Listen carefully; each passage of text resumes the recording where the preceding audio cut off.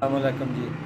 मेरे चार बच्चे ने, दो बेटियां दो बेटे। पहले मैं मिस्त्रियों नाल मजदूरी करता ही मंडी बावलदीन जा रहा ही, मेरी एक्सीडेंट हो गया, मेरी लत्त टुट गई आई। ये सारी लत्त टुटी है वे राड पे ने जी, सारी लत्त फ्रैक्चर है वे राड पे। बड़ा भाई मेरा हरे मरीज है ते बड़े भाई की फैमिली भी मेरे नाल ही है ते 9-10 जी हाँ। ते यह दुकान मेरी ख़त्म हो गई है, बिल्कुल हुण कारोबार सारा ख़त्म होया पिया है।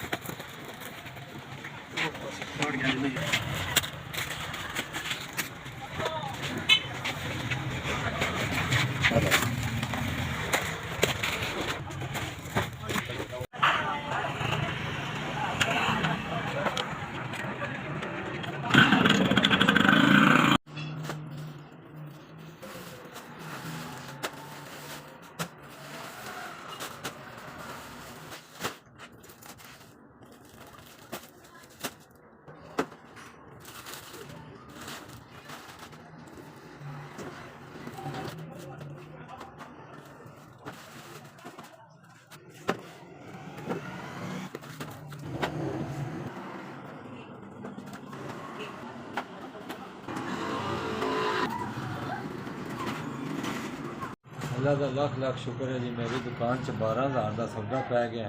अलहमदुलिल्लाह रौनक बन गई है। बड़ी बड़ी मेहरबानी भाइयों की, मेहरबानी भाइयों उन्होंने जिन्हें जिन्हें मेरी हेल्प की है। अल्लाह पाक उन्होंने जजाए खैर दे, अल्लाह उन्हें नज़र दे। रौनक बन गई है माशाल्लाह, दुकान में कोई सौदा पै गया या 12,000 का पिया। जिन्हें जिन्हें भाइयों मदद की अल्लाह पाक उन्होंने चोखा दे। आमीन जी। मेरा कारोबार अल्लाह की फिर बहाल हो गया है।